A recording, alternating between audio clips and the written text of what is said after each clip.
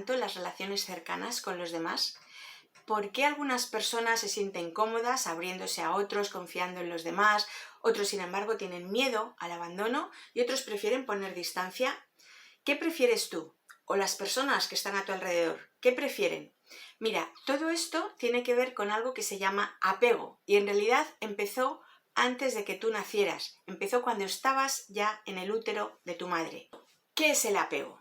Vamos a ver, el apego sí, es un vínculo emocional, es como una especie de pegamento o no entre dos personas y los primeros apegos en la vida son los más importantes, porque esos son los que constituyen el marco de referencia para las relaciones futuras. Lo que está haciendo el bebé es entender cómo es el mundo y cómo funciona ese mundo y así desarrollará una serie de estrategias y de relación con ese mundo y todos esos estímulos que está recibiendo. Así que, para empezar, el gran titular es el apego, con lo que tiene que ver es con la seguridad y también con el miedo. El apego es la forma en la que el bebé tiene de relacionarse con la persona que lo cuida. Vamos a hablar de su mamá o de su madre casi en la mayor parte del tiempo que me oigas hablar, pero bueno, puede ser su padre, su tata, un abuelo, una abuela, cada uno ha tenido unas circunstancias diferentes. Pero esa relación que ha tenido con ese cuidador principal es lo que realmente marca cómo se va a sentir ese bebé consigo mismo y también qué va a esperar de los demás y cómo va a entender a lo largo de su vida que funcionan las relaciones. Así que de lo que estamos hablando es de un modelo de funcionamiento que influye en el desarrollo psicológico del bebé. Fíjate, es un modelo, es como si fuera una estructura, un mapa. Es como dijéramos el mapa emocional que dibuja el bebé para poder moverse por el mundo. Y este mapa emocional se ha trazado a partir de cómo le han consolado, cómo lo han cuidado, si esas personas estuvieron disponibles y accesibles, cómo respondieron a sus necesidades, no solamente físicas, sino también afectivas, porque gracias a este mapa que él va trazando con todas estas experiencias que ha tenido, podrá entender o predecir cómo son sus relaciones futuras y cómo se relacionan las personas, qué puede esperar de ellas, cuáles son sus expectativas. Entonces, a lo mejor te estás preguntando, vale, bien, lo entiendo. Entonces, ¿hay un solo tipo de apego o hay varios tipos de apego? Vamos a ver, te voy a hacer una pregunta. ¿A ti te cuidaron, respondieron a tus necesidades exactamente igual que a tu vecino? ¿O igual que a tu hermana o a tu hermano? ¿O que a tu pareja? ¿O que incluso a tus propios padres, que también en su momento fueron bebés? ¿Verdad que no? Bueno, pues con esto ya tenemos una pista para empezar a decir que no. No hay un solo tipo de apego, hay distintos tipos de apego. Si nos basamos en la teoría del apego, el apego seguro es un factor protector a muchísimos niveles. Así que, si has tenido unos cuidadores principales que han estado disponibles y accesibles, que han respondido de una manera sintónica a las necesidades que tú tenías cuando eras bebé, dispones de una grandísima ventaja en la vida. Hay algunas personas que se sienten más cómodas confiando en los demás, hay otras personas que prefieren mantener una cierta distancia. Luego explicaremos por qué, pero ya puedes ir intuyendo que es que si antes has tenido una mala experiencia, pues ahora no quieres volverla a repetir. Entonces por eso prefieres mantener una cierta distancia. Y hay otras personas, en cambio, que lo que tienen es miedo al abandono. No se sienten seguros por sí mismos y prefieren estar cerca de otros porque eso les da seguridad en un entorno que piensan que es hostil. Entonces, no quiero simplificar tanto como acabo de hacer en esta frase, pero más o menos es para que nos vayamos situando. Vamos a distinguir dos grupos grandes para no confundir terminología y convertirnos en unos expertos y unas expertas en esto del apego. Si hacemos dos grupos grandes de apego para diferenciar nomenclatura, vamos a hablar de grupo 1 o grupo 2. En el grupo 1 vamos a hablar de patrones o estrategias, ¿vale? Eso lo vamos a llamar así, un patrón o una estrategia. Date cuenta de que esto es algo inconsciente que realmente se sigue de una manera constante y se desarrolla en la infancia.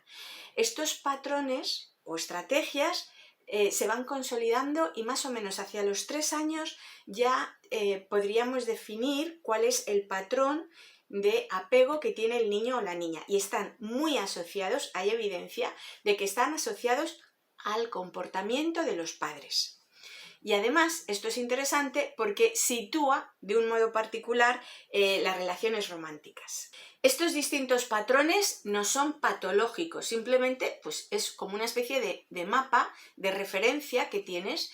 Podrían ser un factor de riesgo en el futuro, hacerte más vulnerable a alguna psicopatología, pero no es ningún tipo ni de patología ni de nada, no le pongamos ningún otro nombre, no es un trauma, no es una patología, es un patrón de apego, es simplemente un sistema de referencias, ¿vale? Y luego tenemos el segundo grupo, y esto vamos a llamarlo estilos, en vez de patrones o estrategias lo llamamos estilos. ¿Y esto qué significa? Mira, tú por ejemplo imagínate, tienes un estilo de vestir, ¿no? Pero no vas lo mismo, no vas igual a una boda que a un cumpleaños, que a un entierro o que hacer trekking a la montaña. Tu estilo de vestir va cambiando dependiendo de la situación que tengas o de la actividad que estés realizando. Bueno, pues si me dejas hacer esta analogía, estos son los estilos de apego. Es decir, los estilos de apego pueden cambiar, pueden ser diferentes dependiendo de las personas con las que nos estemos relacionando. Los estilos no se desarrollan en la infancia, al contrario que el patrón o las estrategias de apego. Tampoco con los estilos existe evidencia de que haya una asociación con el comportamiento de los padres. Es decir, los padres pueden tener un estilo de apego y el hijo o la hija pueden tener un estilo distinto.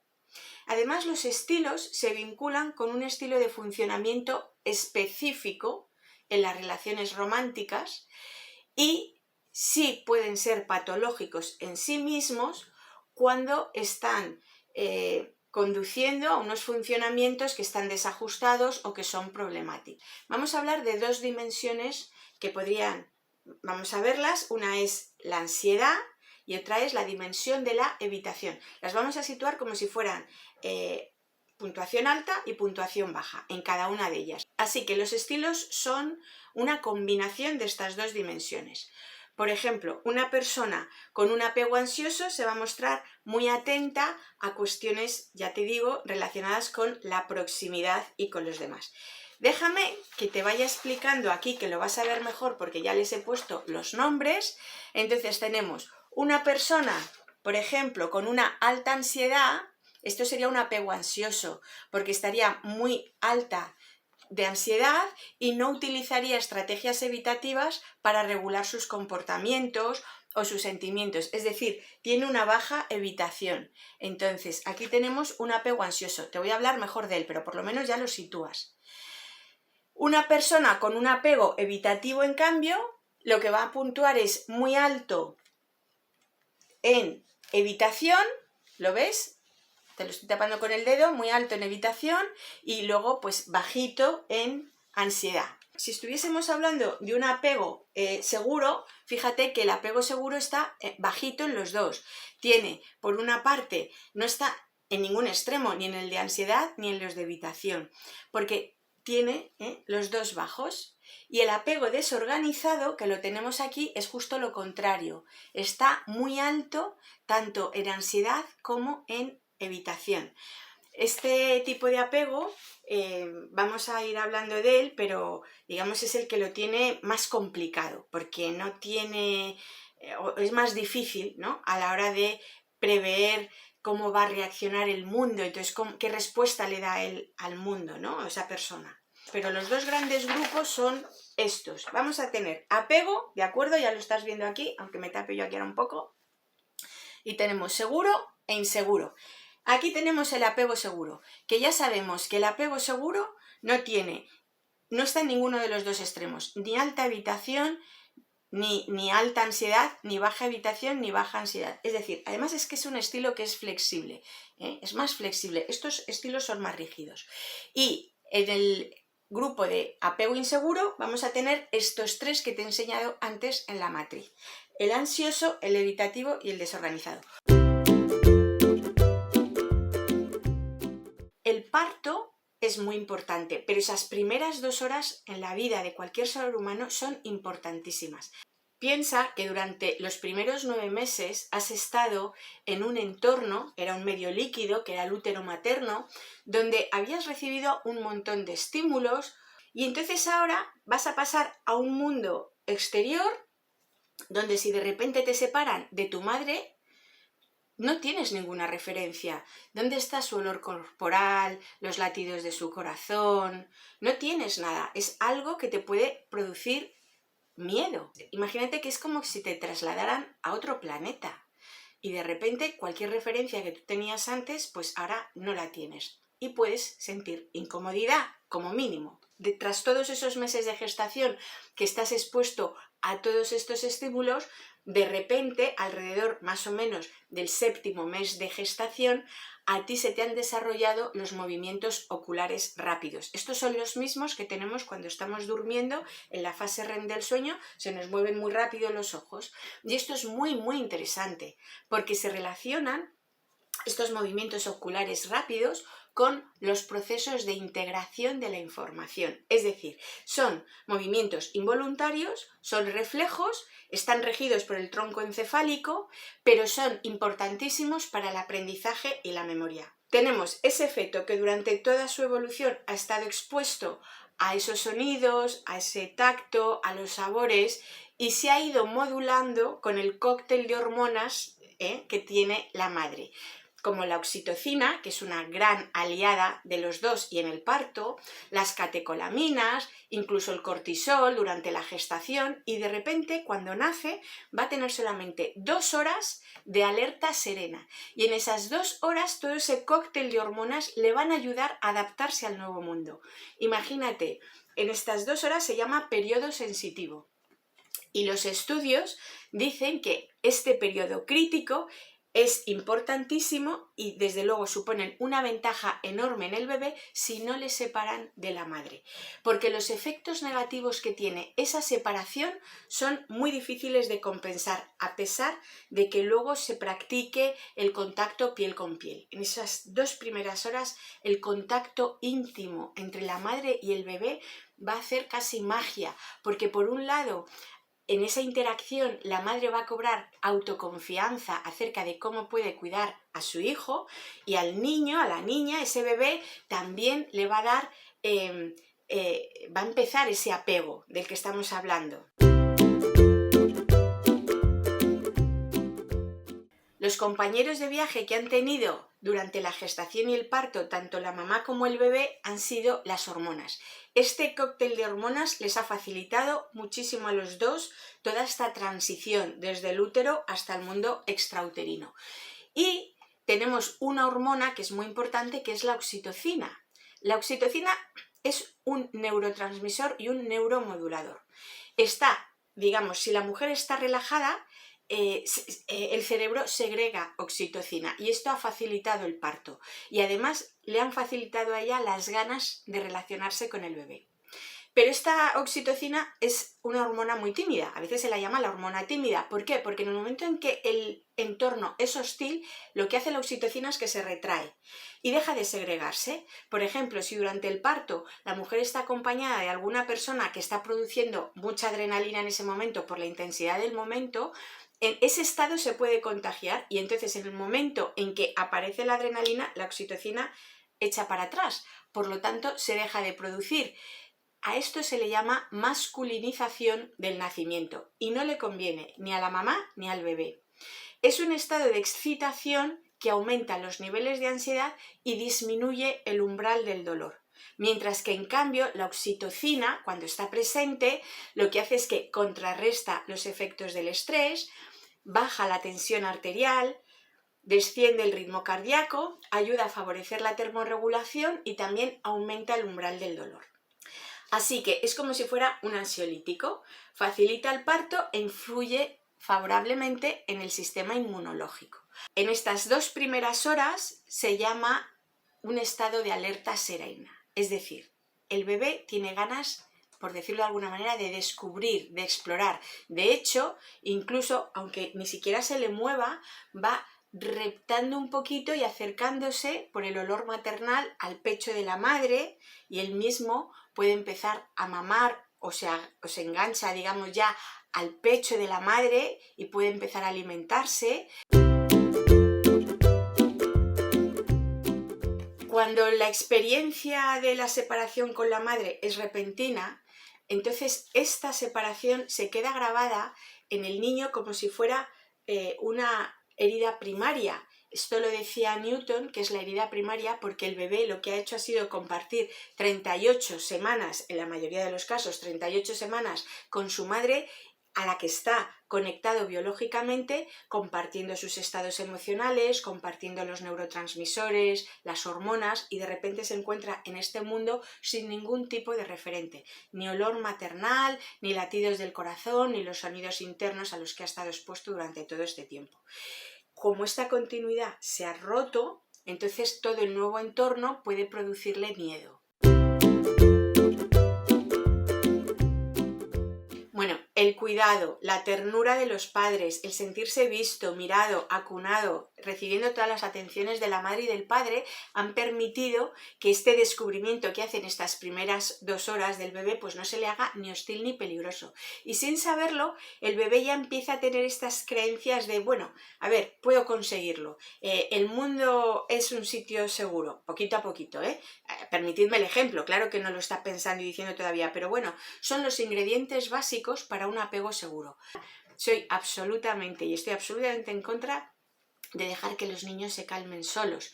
Lo que hay que hacer es sostenerlos. Entonces, cuando alguien te dice, déjalo que llore, ya se le pasará, a mí eso no me parece adecuado.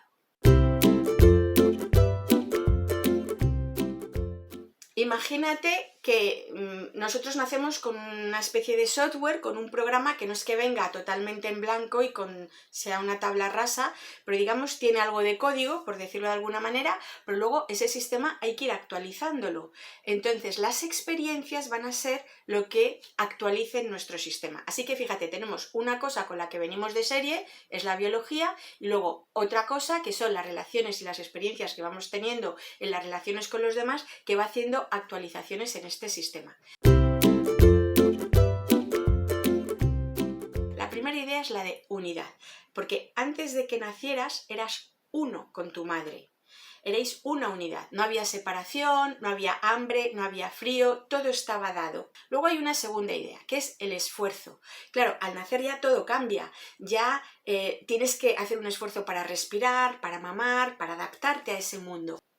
Tenemos una tercera idea, que es el equilibrio. Realmente tu cuerpo y tu mente tienden a querer sentirse bien, entonces a sentir un estado de calma, de conexión, pero algunas veces las circunstancias no lo facilitan y entonces entras en conflicto, hay como tensión, malestar. Imagínate que esa flor de repente que está creciendo, pues tiene que soportar la lluvia o el viento, bueno, pues tiene que utilizar una serie de recursos ante ese estrés y esa tensión que está sintiendo para poder sobrevivir. Y aquí aparece un gran dilema, porque tú quieres volver a la unidad, pero ya no puedes porque ya no estás en el útero, ya has nacido, y entonces, ¿qué haces con esa tensión o con ese malestar? ¿Cómo reaccionas? ¿Cómo respondes ante ello? Una es con miedo. Por ejemplo, hay personas que se asustan y que lo que hacen es buscar protección. Hay otra que es con angustia, nos invade la inseguridad o el vacío. Y hay una tercera respuesta que es con ira, luchas por tener o por obtener lo que necesitas. Hay personas que se autorregulan. Cuando hablamos de autorregulación hablamos de que se calman solas, es decir, aquí la atención es interna. Hay otras personas que prefieren una regulación diádica, esto significa que te regulas con otro, te corregulas, es decir, la atención es externa. Y hay otras personas que utilizan ambas estrategias y a eso se le llama apego. Y el apego es un baile entre lo interno y lo relacional. Así que te voy a contar cosas como qué es la base segura y un experimento que se llamó la situación extraña, qué son las estrategias de apego y los tipos de estrategia que usamos cuando nos sentimos inseguros en nuestras relaciones. Te voy a contar también cuáles son las estrategias motivacionales y cómo guían nuestras relaciones. Y por último, que te va a volar la cabeza, si no lo conoces, te voy a descubrir un juego y una dinámica en la que a veces entramos que se llama el triángulo dramático de Karpman. Recuerda que gracias al apego, las personas buscamos proximidad con otros y ante las amenazas o los peligros que podemos encontrar en la vida o en nuestro entorno o incluso en el mismo momento de nuestro nacimiento, del cual ya te hablaba en el episodio 1, lo que hacemos es buscar refugio emocional, una base segura a la que podemos volver cuando la exploración o el entorno se han vuelto un poco inciertos o amenazantes. Así que en el apego lo que hacemos es buscar esa protección y ese consuelo. Hay un experimento que se llama la situación extraña.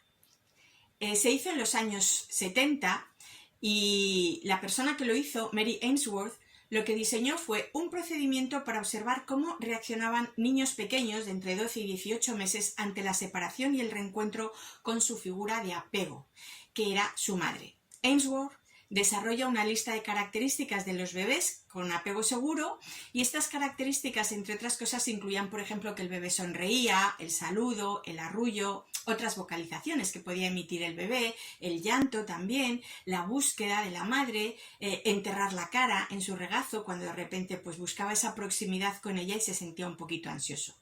Entonces, lo que hizo en esta situación fue diseñar una serie de escenas en las que un bebé y su mamá con un extraño iban a interactuar y gracias a ello define distintos subtipos de apego.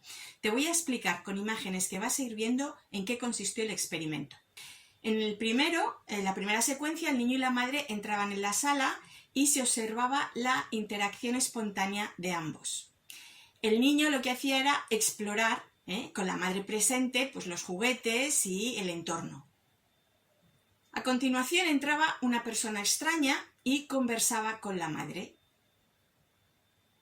La madre salía dejando al niño con esta persona extraña y esta era la primera separación que había entre el bebé y la madre. Luego la madre regresaba y consolaba al bebé y este era el primer reencuentro que tenía y la persona extraña se iba. En la siguiente secuencia la madre se iba por segunda vez y el bebé se quedaba solo. Esta era la segunda separación. A continuación, el extraño regresaba y se centraba en el bebé. Y en la última secuencia, la madre volvía a entrar y se reunía con el niño. Este era el segundo reencuentro y aquí el extraño se iba. Entonces se observaron tres cosas. Lo primero es que en la exploración, cómo el bebé utiliza a la madre como base segura. La segunda es la reacción a la separación que hay. Y la tercera, ¿cuál es la respuesta al reencuentro? En los resultados que se obtuvieron, Ainsworth identificó tres patrones principales, luego añadió un cuarto. El primer patrón era el del apego seguro, es decir, los niños que exploraban con la madre estando presente se alteraban al separarse, pero se calmaban rápido cuando se reunían otra vez con la madre.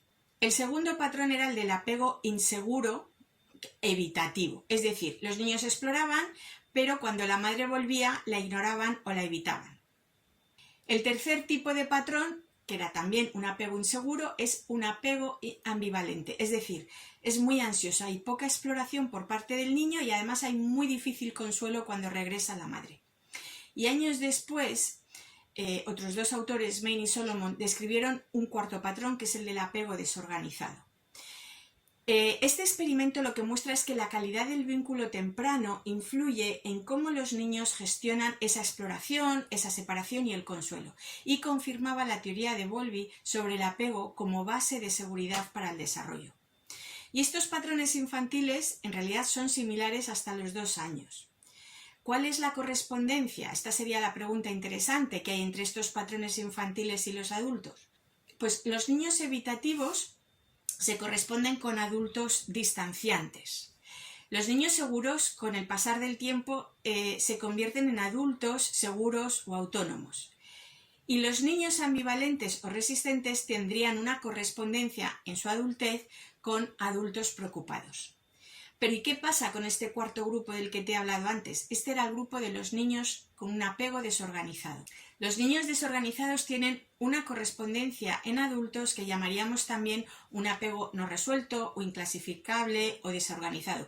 Tiene distinta terminología, pero aquí de lo que estamos hablando es al final de una desorganización en la respuesta, en la reacción. Es muy importante también señalar no solamente la respuesta del niño, sino cómo es el comportamiento materno, cuál es la respuesta de la madre ante ese llanto, cuánto tiempo está consolando al bebé, cómo responde o no, cómo le atiende, cómo entra a la habitación, se dirige a él, lo mira, cómo es el tacto al cogerlo, es suave, lo levanta con brusquedad o con cariño. Es decir, sus movimientos son cuidadosos, son torpes. El contacto físico con el bebé resulta agradable o desagradable para ella, para la madre, cómo manipula al bebé. Al final lo hace de una manera forzada o lo sujeta de una manera incómoda o lo que hace es sobreestimularle. Por supuesto, este fenómeno ha cambiado en estas décadas que han pasado desde que se hizo el experimento y hoy en día podríamos decir que cuando los dos padres, el padre y la madre, están presentes y son figuras de apego principales y ambos tienen un apego inseguro, la influencia para los bebés es muy negativa, pero cuando los dos están presentes y los dos tienen un apego seguro, pues es una ventaja enorme en la vida para ese bebé y son muy positivos. Cuando estamos hablando de que en la crianza del niño están participando otras figuras de apego, que no son los padres, puede ser una persona que se haya contratado para cuidarlos, o unos abuelos, bueno, son individuos externos, también hay que considerar que es muy importante el tipo, el patrón de apego y la respuesta que da estos cuidadores principales, porque el niño, digamos, se va a desarrollar también teniendo en cuenta estas respuestas de estos otros cuidadores. Y luego tenemos ese cuarto grupo del que os hablaba, que es el apego desorganizado. Y en este grupo realmente, como os decía, lo que predomina es la desorganización. Es decir, podríamos incluso establecer dos tipos de subgrupos dentro de este grupo. El de los desorganizados, donde predomina el miedo, y el de los desorganizados, donde predomina el caos. En el grupo tenemos conductas contradictorias y son simultáneas a veces la secuencia de las conductas que van ocurriendo, pero en general lo que ocurre es que al final se contradicen unas con otras. Y luego tenemos el subgrupo en el que predomina el miedo dentro de este grupo de apego desorganizado, y en ello lo que podemos ver son movimientos y expresiones más congeladas, como detenidas en el tiempo, mucho más lentas. Hay índices directos de miedo hacia el progenitor y también hacia la desorganización y la desorientación. Lo que vemos son índices en los dos, digamos, clústeres, ¿no? La desorganización y en el miedo hacia esa figura de apego de la que se busca o en la que se busca consuelo y protección, pero sin embargo resulta una figura amenazante.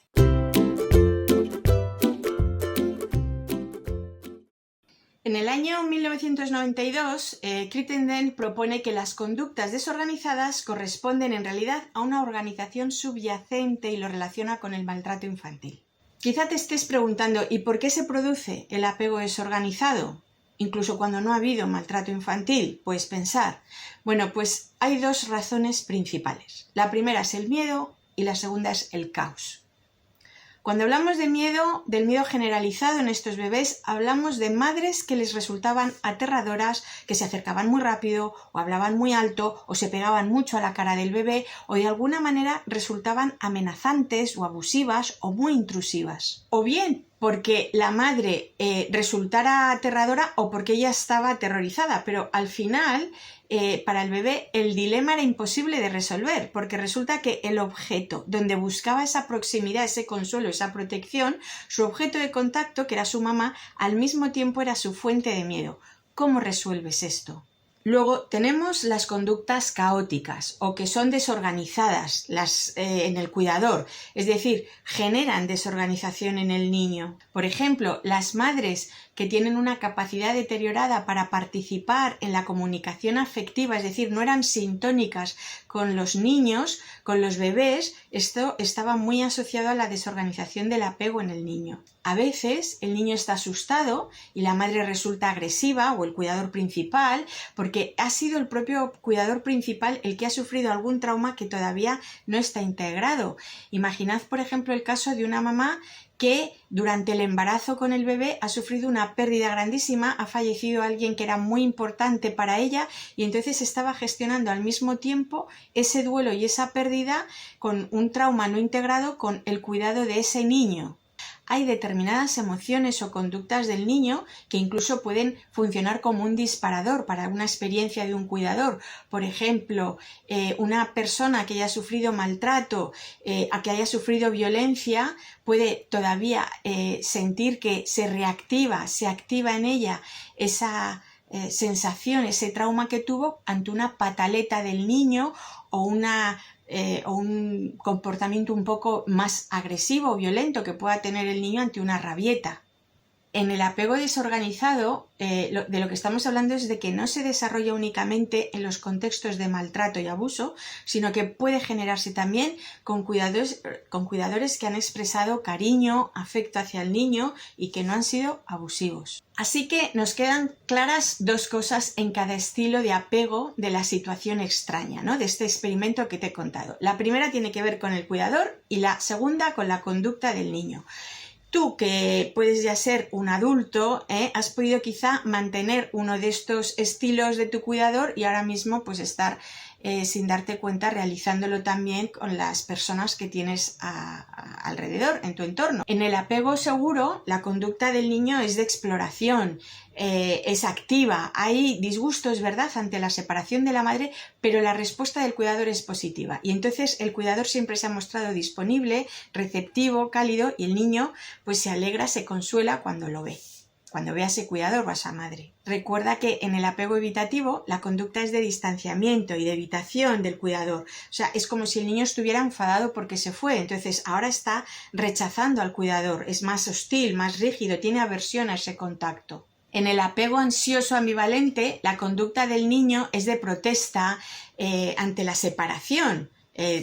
Digamos, el niño tiene ansiedad ante esa separación y el cuidador se muestra insensible, intrusivo o inconsistente. Lo que ocurre en el apego evitativo es que la persona niega su angustia y por tanto no necesita o dice no necesitar buscar ayuda. Estos han sido adultos que fueron niños con un padre o una madre rechazante o con una crianza un poco intrusiva o hiperestimulada y lo importante es que al final ante esta reacción fisiológica lo que han hecho ha sido de necesidad del otro, han minimizado la importancia de los lazos afectivos y han reprimido sus emociones. Entonces han crecido negando que tuvieron una necesidad y que no fue cubierta. Por lo tanto, ellos siempre piensan o creen o cuentan que tuvieron una infancia normal, buena o incluso muy buena. En muchos hay una cierta idealización, pero lo que ocurre es que la atención afectiva fue restringida.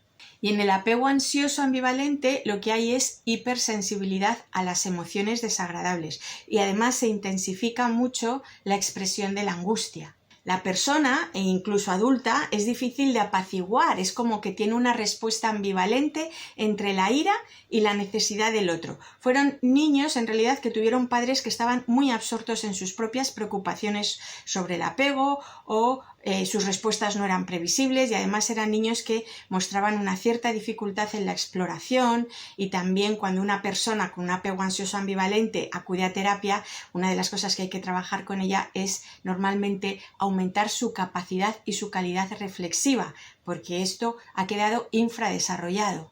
En el apego desorganizado no hay una estrategia posible. Fueron bebés indefensos expuestos a conductas ilógicas y conflictivas. En resumen, el estado general se caracteriza por el caos y no por la seguridad ni la previsibilidad. Así que el niño o la niña no puede activar adecuadamente el sistema de apego.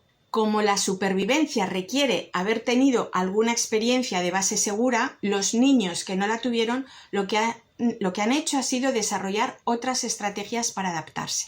Y entonces encontramos dos tipos de estrategias. La primera son Vamos a llamarlas estrategias primarias. Son el resultado de la activación saludable del sistema de apego. Y la segunda son estrategias secundarias o defensivas, que aparecen cuando el sistema de apego se hipoactiva o se hiperactiva.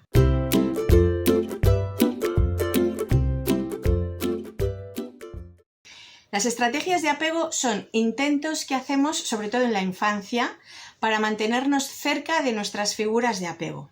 Cuando los cuidadores son predecibles, están disponibles y seguros, se establece un apego seguro, es decir, nuestro sistema de apego se regula con seguridad. Pero si esas figuras son inconsistentes o son intrusivas o negligentes, el niño se adapta usando estrategias que le ayudan a no perder ese vínculo, pero y con tal de que lo miren, le acojan, le quieran, aunque sea a costa de perder su autenticidad o incluso su bienestar emocional.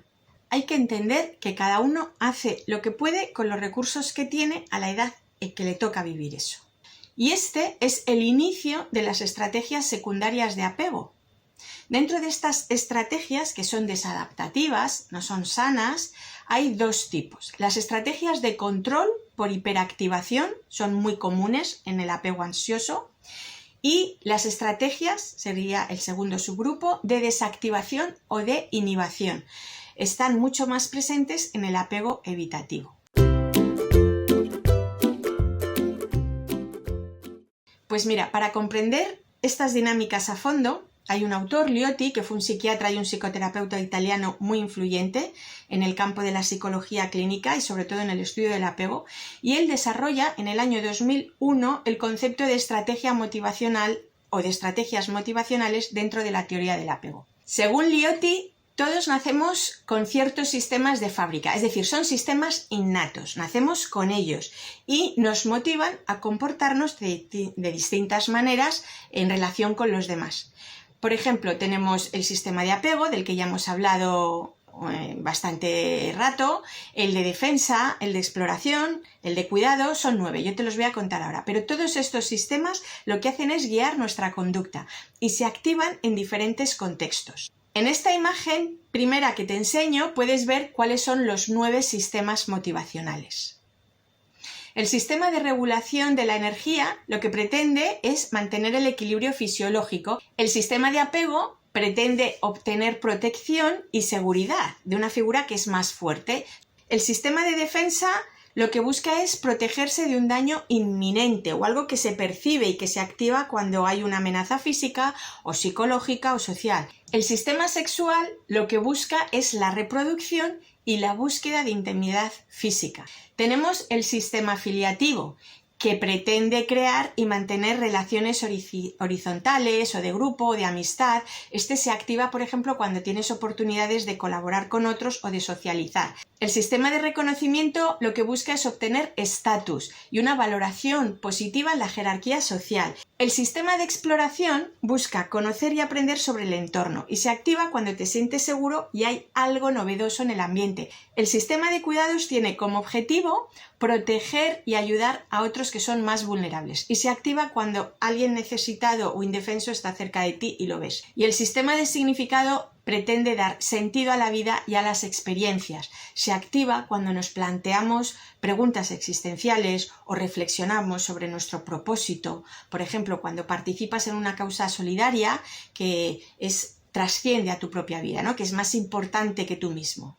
Y todos estos sistemas se pueden combinar entre sí. Pero ahora viene lo interesante, que es cómo se combinan y qué pasa cuando se combinan. Hay una especie de reglas, que en realidad no son reglas, pero yo las voy a llamar así porque así lo explico mejor y que es muy interesante. Pero te voy a decir 4 reglas que hay. La primera regla es que el sistema de apego siempre manda en contextos de amenaza personal. La segunda regla es que 2 sistemas motivacionales pueden activarse a la vez en estrategias primarias, que son las sanas. Tenemos la tercera regla, que es que no todos los sistemas se combinan fácilmente. Algunos son naturalmente complementarios, por ejemplo, el sistema de apego y el sistema de cuidados, o el sistema de apego y el sistema de exploración. Y hay otros que son más conflictivos, por ejemplo, el sistema de defensa más el sistema afiliativo. Pues uno busca alejarse y el otro busca acercarse. Ahora te voy a explicar algunas combinaciones para que se entienda mejor. Por ejemplo, si combinamos el sistema de apego y el de exploración, como puedes ver en la imagen, tenemos un par que es primario y que es saludable. En esta otra imagen ves una combinación entre el sistema de apego y el de defensa, que en este caso es una estrategia secundaria. ¿Qué significa? Pues aquí ya hay una combinación problemática, porque el sistema de defensa se activa cuando percibimos algún peligro o alguna amenaza, y si esto ocurre en un contexto de apego, puede generar un apego inseguro. ¿Qué vemos en esta otra imagen? Pues aquí vemos que el sistema sexual, cuando está equilibrado con el apego, favorece relaciones íntimas sanas. Por lo tanto, sería una estrategia primaria porque la intimidad física se da en un contexto de apego seguro, donde el afecto y el deseo están ambos integrados. Y te pongo una última imagen, donde vemos el sistema de apego y el sistema de cuidados, que están combinados. Te lo he mencionado antes y te he dicho, esto puede ser bueno o malo, o bueno y malo. La conclusión es que cuando el cuidado viene del miedo o de la falta de libertad, eso lo convierte en una estrategia secundaria. Hay otras propuestas en cuanto a los estilos de apego. No te la voy a explicar en profundidad, pero en el año 2006 Crittenden propone un modelo mucho más complejo en el que se reconocen una amplitud de estilos. Pero por decirlo de una manera sencilla, Crittenden dibuja un círculo como este que te estoy enseñando para explicar que no solamente hay 3 estilos de apego, como dicen en los libros clásicos. Es decir, no habla solo del apego seguro o de los apegos inseguro, evitativo, ansioso y desorganizado, sino que aquí hay como más paradas. Piensa que cada trozo de esta rueda es una forma distinta de manejar las emociones y los pensamientos cuando estás con otras personas.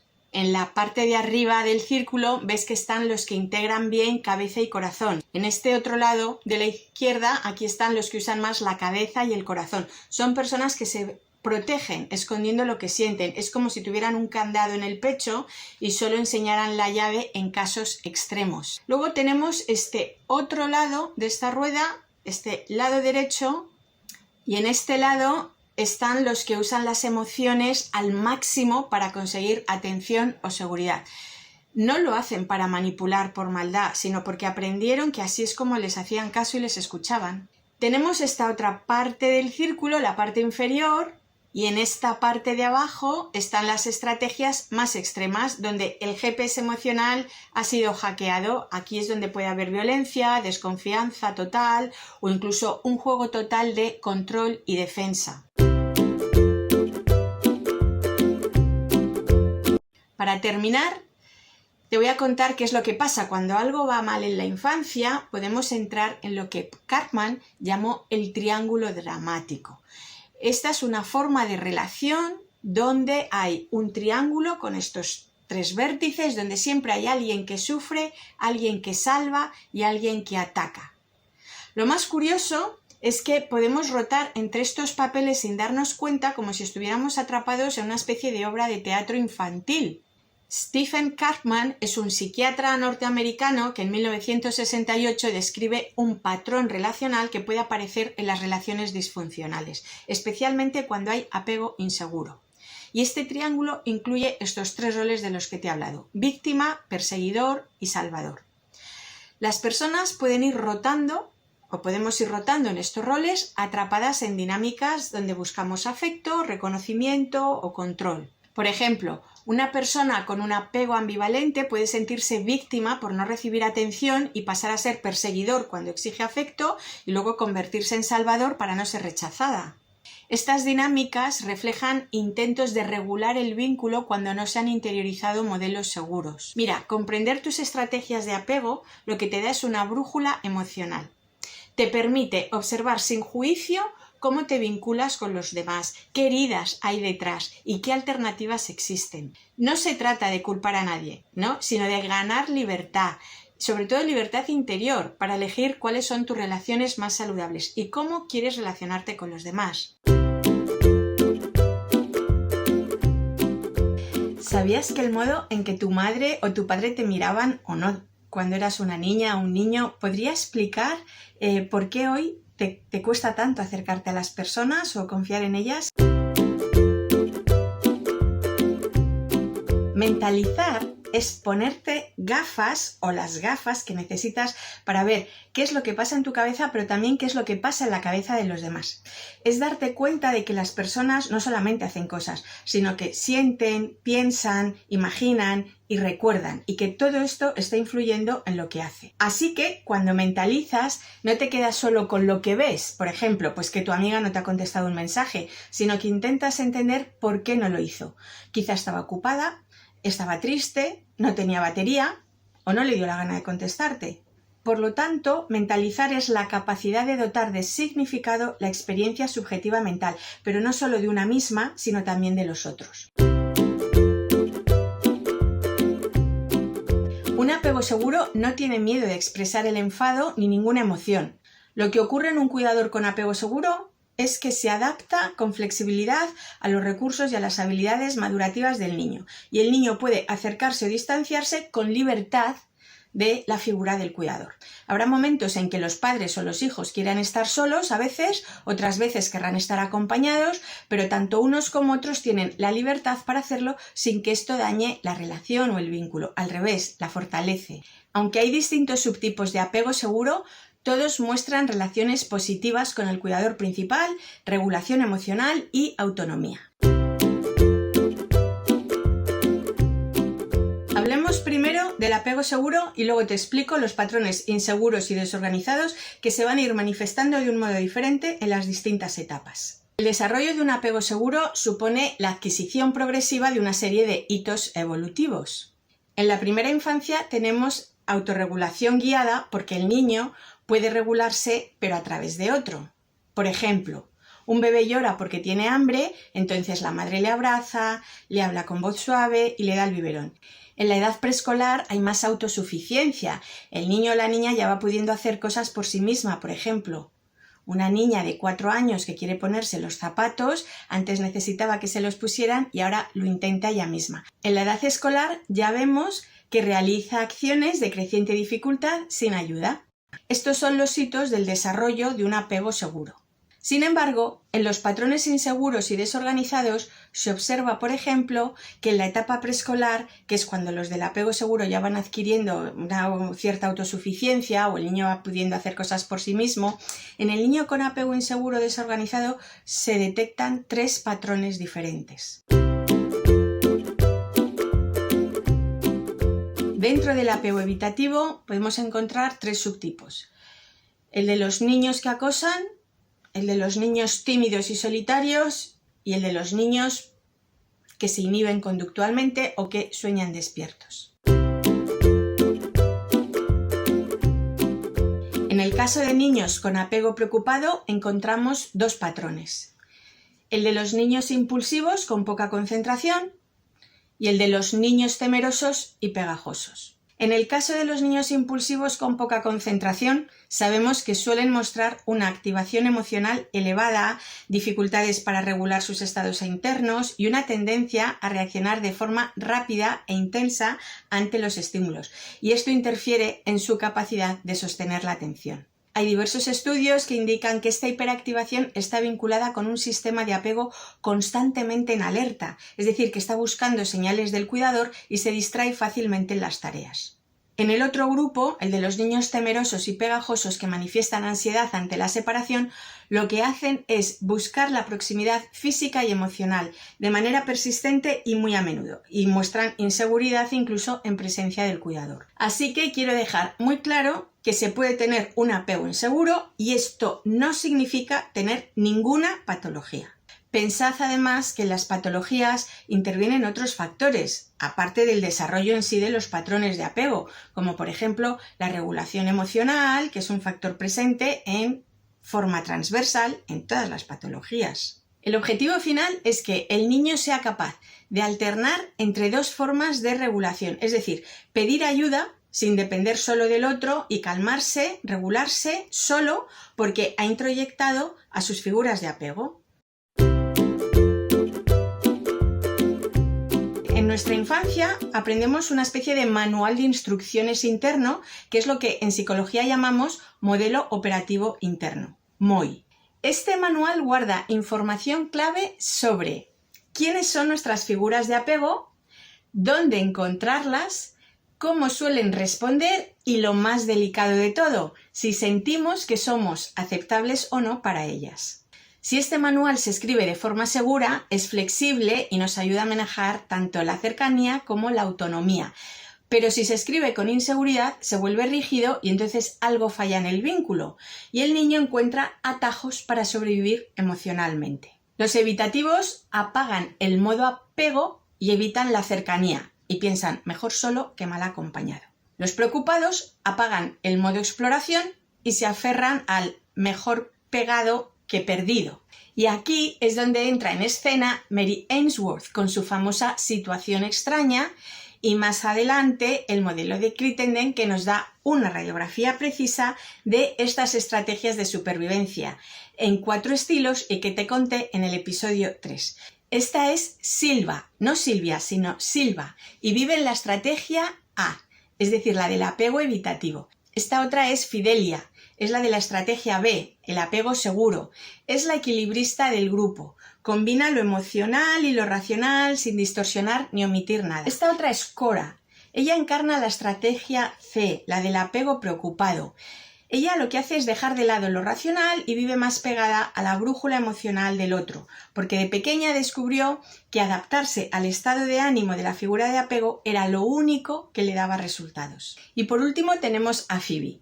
Bueno, Phoebe es un caso especial. Ella representa las estrategias AC o A/C que veíamos en Crittenden en el apego desorganizado y es una mezcla alternante a veces entre estar enredada entre lo evitativo y lo preocupado. Es un mapa emocional lleno de curvas y de giros inesperados. Así que ya lo sabes. El modelo operativo interno es como un GPS emocional que dibujamos de niñas. Algunas lo llevan actualizado y claro, como Fidelia, y otras, como Cora, Silva o Phoebe, tienen mapas con desvíos, carreteras cortadas o rutas que parecen no llevar a ninguna parte. Pero recuerda que los modelos operativos internos también tienen que ver con aspectos atencionales de memoria y cognitivos, así como con patrones de lenguaje y estructuras mentales. Si te dijera que hay 4 patrones principales de apego adulto y que uno de ellos podría estar saboteando tu relación sin que lo sepas. Mira, hoy vamos a descubrir qué patrón es el tuyo, cómo reconocerlo y qué puedes hacer para empezar a cambiarlo si es que quieres. Te voy a explicar primero qué es la sintonización diádica y por qué es clave en nuestras relaciones de adulto. Voy a describirte con detalles cada patrón, cómo lo puedes reconocer y sobre todo cómo reaccionan ante distintas situaciones en el plano romántico y de pareja. También te voy a contar cómo responde cada uno de estos patrones a algunas preguntas como por ejemplo cómo puedo saber si me están siendo infiel, cómo puedo sentirme más conectada emocionalmente a otra persona o cómo puedo sentir y superar el miedo a ser abandonada. Y también voy a contestar algunas preguntas muy frecuentes que me soléis hacer sobre el apego.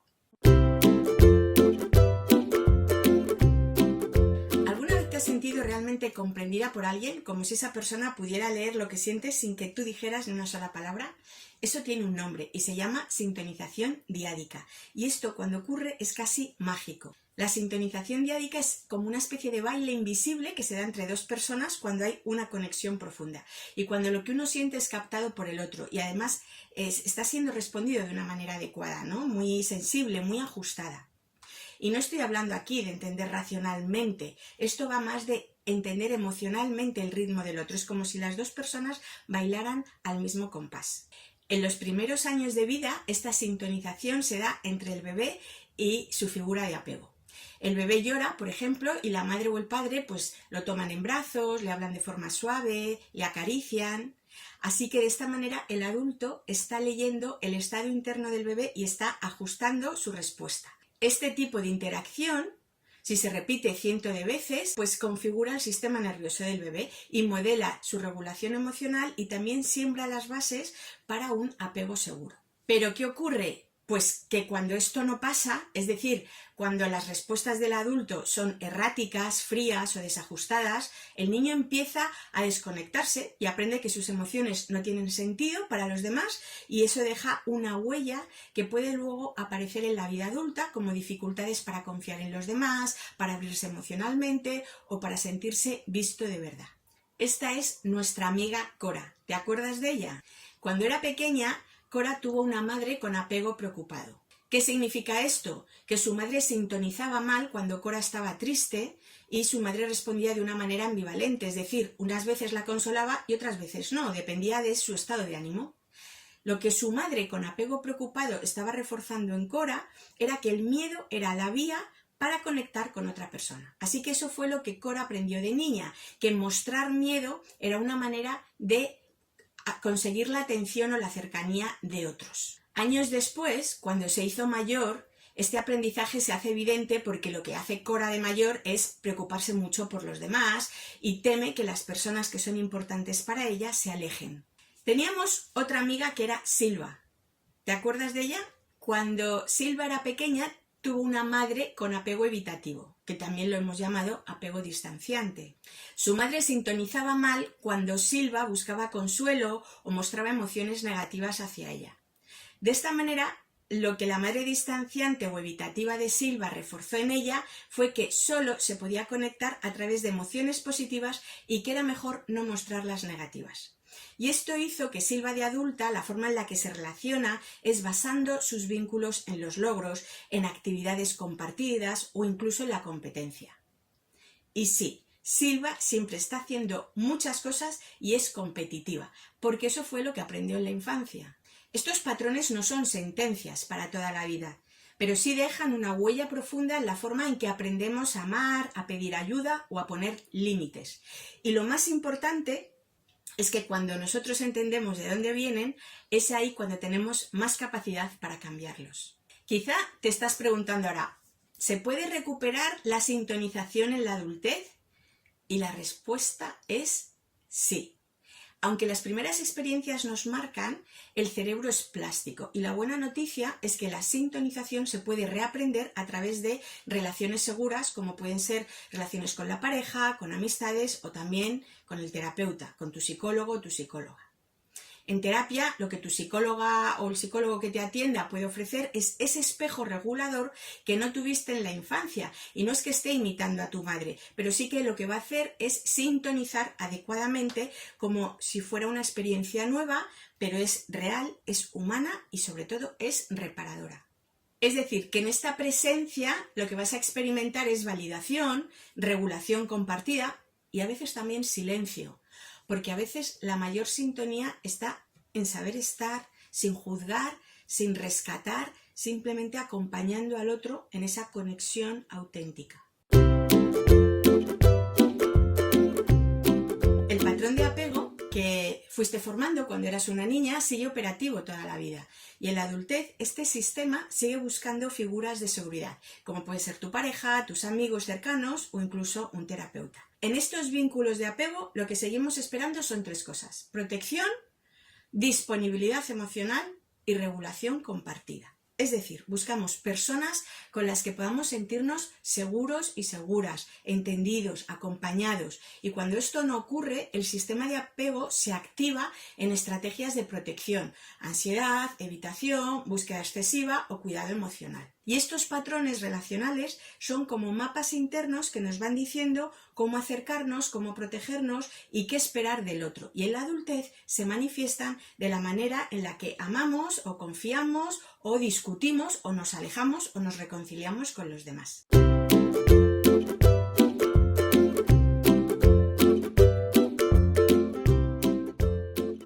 Hablemos del apego seguro. Como ya te he dicho, el apego seguro no consiste en tener una infancia feliz y sin dificultades, porque hay algunas personas con apego seguro que describen historias de su niñez en las que desde luego no les faltaron adversidades, pero han conseguido asimilar y elaborar esas historias y pueden pensar sobre ellas de una manera reflexiva. Pero en general decimos que son personas que tuvieron unas relaciones positivas con su familia de origen. Los adultos seguros valoran las relaciones de apego y se sienten cómodas hablando de ellas y no tienen ningún problema ni en reconocer sus necesidades de dependencia ni en mantener también a la vez una cierta autonomía. Funcionan desde una especie de yo te necesito, pero puedo arreglármelas bien solo o sola.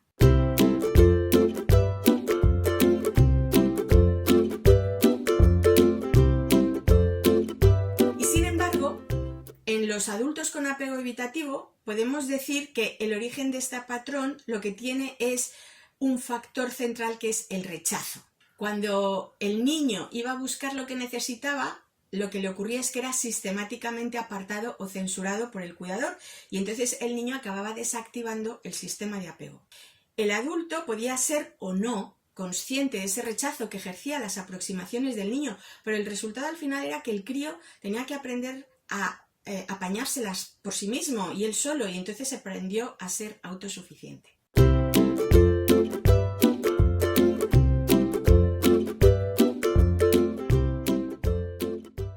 Las personas con apego preocupado tienen el origen de su patrón en la inconsistencia de la figura de apego, que funcionaba como un refuerzo intermitente. Y el niño no es que fuera rechazado sistemáticamente o que no se cubrieran sus necesidades, como ocurría en el apego evitativo, sino que el niño no tenía modo de saber cómo, cuándo y cuánto iba a recibir esa respuesta de la figura de apego, porque a veces no estaba disponible, otras veces era intrusiva y otras veces era protectora, y otras veces en cambio interfería en la exploración que estaba realizando el niño.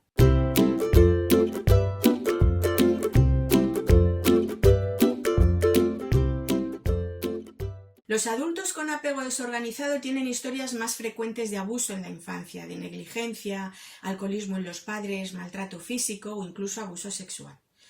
Presentan tendencias contradictorias entre la hiperactivación o la desactivación del apego, pero en diferentes circunstancias y en distintos momentos, a veces incluso de manera simultánea. Este patrón de apego es el que más se relaciona con la disociación y tienden a presentar altos niveles de conductas y de síntomas disociativos.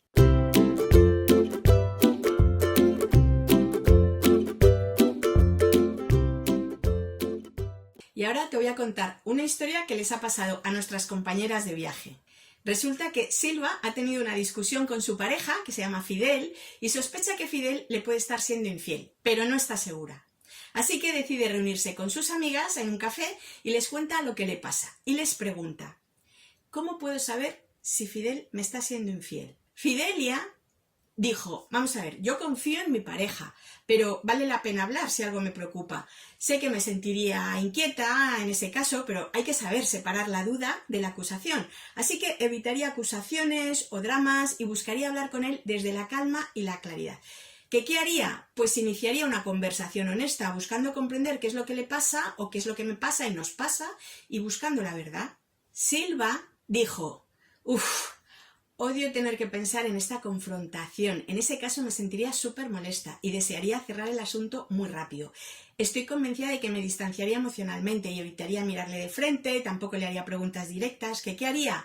Pues decidiría no hablar y asumiría en silencio lo que está pasando, pero me sentiría muy desconectada. Cora dijo: ¿crees que te está engañando? ¿Acaso no eres suficiente para él?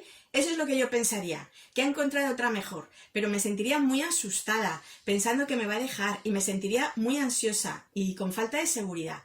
¿Qué haría? Pues miraría su WhatsApp cuando no me viera y cogería algún pantallazo también, y quizá le insistiría mucho para que me explicara dónde va y qué está pasando, porque le veo raro, pero la verdad es que le rogaría que no me abandonara porque yo le quiero, bueno, o eso creo.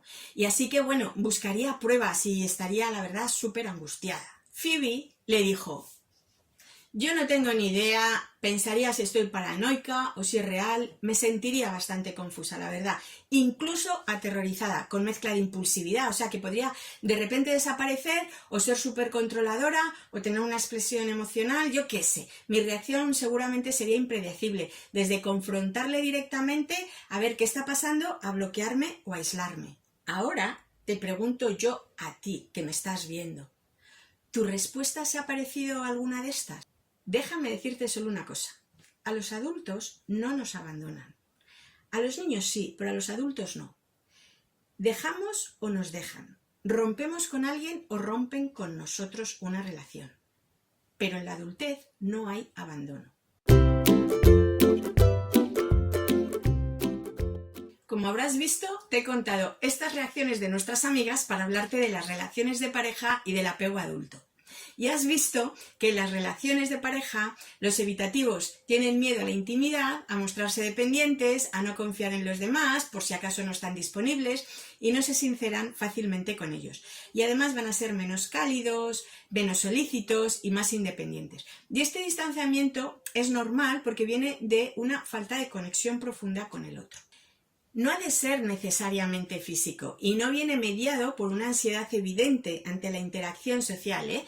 De hecho, el evitativo no suele mostrarse afectado por lo emocional y se declara con frecuencia fuerte y autosuficiente. Por otro lado, los preocupados en una pareja lo que presentan es un perfil opuesto al evitativo. Le dan muchas vueltas a los temas emocionales, los sacan repetidamente en la conversación y esto al final no suele resolver nada, pero no pueden dejar de hacerlo. También expresan emociones de una manera intensa, son más dependientes en lo emocional y tienden a confiar ciegamente para oscilar entre la decepción y la confianza o la esperanza de la confianza ciega. El amor para ellos suele implicar obsesión, deseo de reciprocidad y unión absoluta. Tienen altibajos emocionales y celos extremos y son incapaces de suprimir las emociones dolorosas que están centradas en el miedo al abandono o al rechazo. Y los desorganizados en las relaciones de pareja muestran una gran vulnerabilidad y una tendencia al retraimiento pasivo. También muestran dificultades en la regulación emocional y a veces incluso en las competencias sociales. Es como si sus relaciones pasaran del desapego a la dependencia o al control. Estos patrones tampoco son fijos ni son inmutables, es decir, pueden variar según la persona, según la etapa vital e incluso pueden cambiar si vivimos relaciones reparadoras. La primera es cómo afecta cada estilo en la vida diaria. Mira, tu estilo de apego marca mucho más de lo que imaginas. Marca cómo te comunicas, cuánto confías, cómo gestionas un conflicto y hasta cómo pides ayuda. La segunda pregunta que me hacéis, ¿por qué repetimos patrones? Pues porque estos patrones están tatuados en lo que hemos llamado modelos operativos internos. Son como los mapas mentales inconscientes que nos dices, mira, así son los demás, así eres tú y esto es lo que puedes esperar de una relación. La tercera pregunta que me soléis hacer, ¿cómo sé qué estilo tengo? No, pues lo primero de todo, obsérvate. A ver, ¿tú te angustias si no te responden? ¿Evitas hablar de lo que sientes? ¿Te cuesta confiar incluso cuando quieres confiar? Es que la clave está en cómo vives la cercanía emocional y en ser muy honesto contigo mismo, contigo misma. ¿Se puede cambiar el estilo de apego? Y la respuesta es sí. Y esta es de las mejores noticias que puedo darte. Y esto es gracias a la neuroplasticidad y a las experiencias emocionales correctivas, porque podemos movernos de un apego más inseguro a uno más seguro. Esto no es automático, esto requiere conciencia, requiere observarse, validar lo que sientes, entender de dónde viene y empezar a responder de una manera distinta. Pero es fundamental que te des cuenta de cómo son tus reacciones, de entender cuáles han sido tus intenciones y las intenciones de otro. Y esto muchas veces se entrena y a veces se empieza entrenando en terapia. ¿Cómo desarrollo un apego más seguro? Mira, el estilo de apego no es una condena, es una huella y se puede transformar. Así que la terapia es una vía muy potente porque te permite vivir una relación segura y coherente que repara lo que no tuviste, pero no es la única. También lo puedes trabajar de otra manera. ¿Cómo? Mediante la autoobservación, con la regulación emocional con otras personas que tengas en tu entorno, que sean vínculos estables y conscientes. Y si me he reconocido en alguno de estos estilos, Arantxa, ¿qué hago? Bueno, pues si tus relaciones se repiten como un bucle, si hay algo en ti que se activa sin que sepas cómo pararlo, puede que tu estilo de apego te esté hablando, pero esto no es para etiquetarte. Esto es para entenderte. Entonces tu forma de amar se puede transformar y no estás condenado o condenada a repetir lo que tú viviste, porque la adultez nos da una nueva oportunidad, que es a resignificar lo que hemos vivido, a crear nuevas formas de vincularnos, a experimentar cuidado, respeto y seguridad. Piensa que la sensibilidad de una pareja, de un amigo, de un terapeuta, esto es reparador y puede ayudarte a construir nuevas creencias y relaciones. Eres una persona valiosa, digna de amor, eres una persona en la que se puede confiar, digna de confianza y cualquier adulto podemos ser padres, madres, cuidadores o amigos o referentes emocionales para alguien. Así que tú también puedes serlo.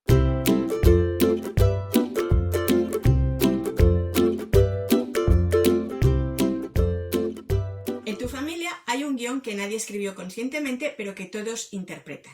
Ese guión decide quién habla, quién calla, quién siempre tiene la razón y quién termina llorando en la cocina o en su habitación. Ese mapa no lo dibujaste tú, pero sin embargo lo usas todos los días. La terapia familiar sistémica ve a la familia como un sistema vivo, es decir, cuando un miembro cambia, todo se mueve. Es decir, si tú cambias puedes transformar mucho más de lo que imaginas.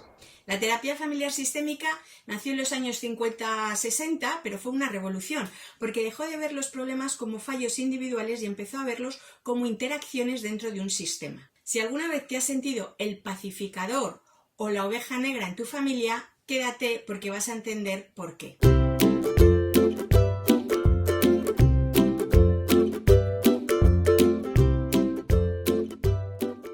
Ya no podemos hablar de la familia como si fuera algo único. Hablamos de muchos tipos de familia, monomarentales, monoparentales, reconstituidas, de convivencia sin vínculo legal, familias a distancia, familias LGTBI, hay diversidad de estructuras. Y por supuesto, también han cambiado las normas. Antes las reglas se transmitían pues como si fueran mandamientos. Por ejemplo, hay familias en las que a la hora de la comida, hasta que no se levantaba el padre, no se podía levantar nadie más de la mesa. O en otras familias los hijos llamaban de usted a los padres. Y bueno, cada familia tenía sus reglas. Pero ahora muchas de estas reglas pues se negocian. ¿Qué significa? Pues esto puede ser una oportunidad para el diálogo, pero también puede ser una fuente de confusión si no hay claridad. Imagina que tu familia es como una orquesta. Antes había un director único y una partitura fija y hoy todos tocamos juntos. Lo que pasa es que a veces no está claro quién marca el tiempo. Entonces la terapia ayuda a que todos nos escuchemos y acordemos cómo sonar bien como conjunto. Entonces, ¿cómo entendemos mejor el sistema familiar? Pues imagínate una red eléctrica. Si una bombilla falla, toda la instalación parpadea. Bueno, pues esto es lo que pasa en las familias. Un problema individual rara vez es un problema individual, porque lo que ocurre es que afecta a todo el sistema familiar, a todo el conjunto de miembros, porque son interdependientes y todas las conductas se influyen de manera recíproca. Tenemos que en las familias se dan dos movimientos. Uno se llama homeostasis y el otro se llama morfogénesis. La homeostasis es como ese termostato emocional que intenta que todo siga igual, manteniendo siempre la estabilidad. Y la morfogénesis, en cambio, es la capacidad de adaptarse y de crecer. Y quizá te estás preguntando, bueno, ¿y si en mi familia cada uno va a su bola, ya no somos un sistema? A ver, claro que sois un sistema, claro que sí. Lo que pasa es que la distancia y el silencio también son formas de interacción. Entonces, eso se trabajaría también en terapia. El concepto clave es que todas las familias luchan por la homeostasis, que es la tendencia a mantenerse en equilibrio, incluso si ese equilibrio es disfuncional. Y ahí es donde debemos prestar atención. Al final, quédate con la idea de que la familia es como una especie de juguete móvil colgante de esos que se ponen encima de las cunas y que si mueves una pieza, pues todas las demás también se mueven. En terapia familiar sistémica, el objetivo siempre es mapear y comprender las dinámicas, los patrones de comunicación y las lealtades invisibles que mantienen los conflictos en la familia. Para eso, el terapeuta dispone de un repertorio de herramientas muy concretas y te voy a contar algunas. Una de ellas es el genograma, es como un árbol familiar ampliado. Otra herramienta que usamos son las esculturas familiares, es decir, es como una especie de recreación espacial y corporal de cómo cada miembro percibe la relación con los demás. Otra herramienta que se utiliza son las preguntas circulares. No se dirigen a una sola persona, sino que invitan a hablar sobre cómo perciben la relación entre otros. Por ejemplo, yo te pregunto, María, ¿cómo crees que se siente tu hermano cuando tu padre le habla así? Otra herramienta es el reencuadre. Permite reinterpretar un hecho, ¿no? Y abrir nuevas posibilidades. El terapeuta sistémico al final es como un director de orquesta que escucha no solo a cada instrumento, sino la música que se crea entre todos los instrumentos. Entonces a veces le baja el volumen a uno, otras veces le invita a otro a entrar, pero bueno, al final lo que hay que cuidar es de que siempre haya armonía en todo el conjunto.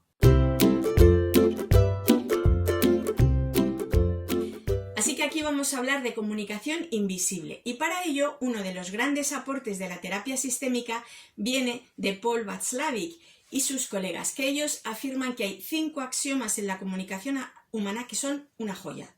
Entonces, imagínate que una madre le dice a su hija: oye, no me llamas nunca, y la hija le responde: pues tú tampoco me llamas.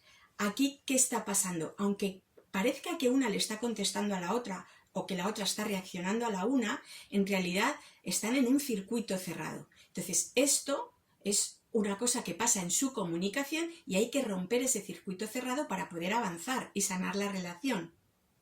Entonces, en terapia se trabajaría para que las dos reconocieran y cambiaran esa mirada. Te voy a resumir ahora los 5 axiomas que de verdad son una joya para explicar con más detalle los secretos de la comunicación. El primer axioma es que es imposible no comunicar. Por ejemplo, en la cena, un hijo adolescente que no dice ni una palabra y está todo el rato con el móvil. Aunque no hable, ese silencio ya está comunicando. Está hablando de desinterés, de evasión, de enfado. El segundo axioma es que todo mensaje tiene un nivel de contenido y un nivel de relación.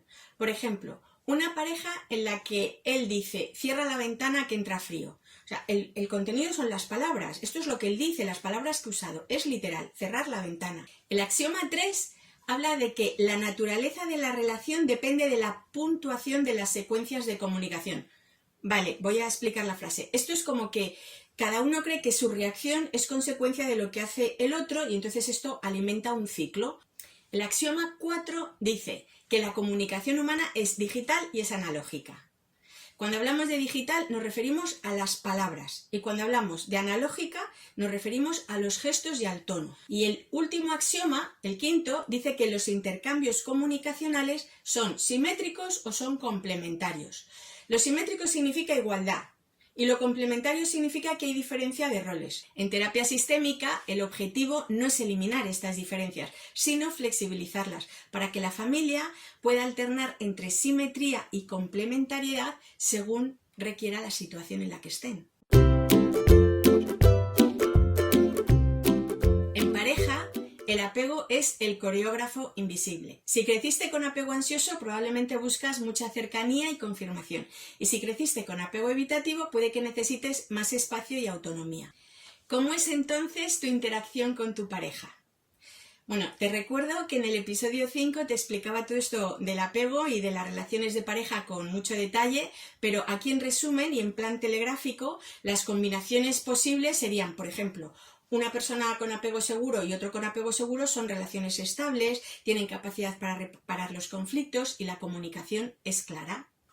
Un apego seguro con un apego ansioso puede funcionar si el seguro tolera la intensidad del ansioso y éste se siente contenido. Seguro con evitativo puede ser una relación equilibrante si el seguro respeta el espacio del evitativo y éste valora la confianza y apertura del seguro y a menudo el seguro lo que suele hacer es ayudar al evitativo a sentirse más cómodo con la intimidad pero sin presionar. Un ansioso con un evitativo es un patrón, como te he dicho antes, de perseguidor retirado y esto es clásico en terapia. Uno busca cercanía, el otro espacio y ahí se activa un bucle de frustración. Y un evitativo con un evitativo, pues la relación es fría, hay mucha autonomía, pero hay poca intimidad emocional. En terapia con enfoque MDR reprocesamos las memorias de apego temprano que alimentan estas reacciones. El sistema familiar intenta mantener el equilibrio como sea, aunque a veces ese equilibrio no sea saludable. Por ejemplo, con la llegada de los hijos, pues una pareja necesita renegociar su relación, porque si no es probable que en el trasiego del día a día y con las mil cosas que hay que hacer se conviertan en compañeros de piso. Es decir, se dedican todo el día a despachar asuntos, a resolver cosas y se olvidan a hablarse de verdad, a comunicarse, aunque estén durmiendo bajo el mismo techo, pero ya no comparten intimidad ni proyectos en común, es decir, se han convertido en compañeros de piso. Otro ejemplo sería el de unos padres que, por ejemplo, al llegar la adolescencia de sus hijos, siguen tratando de controlarlos como si fueran niños pequeños. Esto va a generar una rebelión en los hijos, que es natural, y va a haber discusiones constantes y probablemente un distanciamiento emocional que luego es difícil de reparar. Si te sirve, Esto es como navegar un río, o sea, cada tramo tiene su corriente, sus remolinos, también sus zonas tranquilas, y si intentas remar igual en aguas rápidas que en un remanso, pues te vas a agotar y te quedas a la deriva probablemente. Entonces las familias tienen que adaptarse a saber cómo remar según la etapa que están viviendo.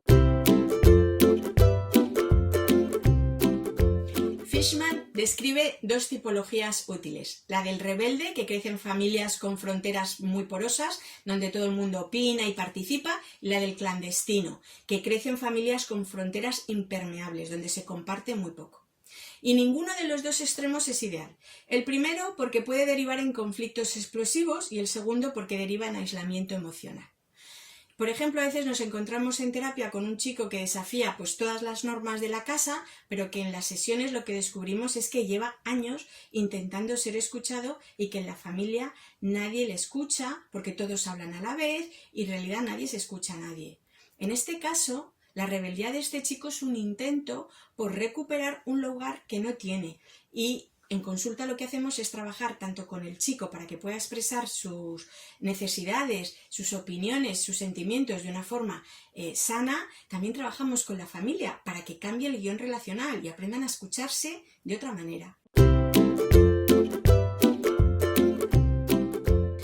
¿Qué hago si mi familia no me entiende? Bueno, pues lo primero es trabajar la comunicación clara. Hay que aprender a traducir las necesidades en mensajes concretos. Es decir, que digas claramente lo que necesitas y que no lo conviertas en una queja. Haz tu petición de manera expresa. Di qué necesitas o qué deseas y escucha con el mismo respeto a los otros miembros de la familia. Y así vas a poder detectar si hay algo subyacente, qué es lo que está lastrando la relación y qué es lo que no se dice. Segunda pregunta. ¿Se pueden romper patrones familiares tóxicos? A veces sí y a veces no, pero aumentan las probabilidades mucho si se identifican esos patrones y se entiende su función, es decir, se sustituyen esos patrones por otros más sanos. ¿La terapia sistémica funciona si voy yo solo? Sí, seguro, porque acuérdate que al cambiar tu forma de interactuar, todo el sistema también se ajusta.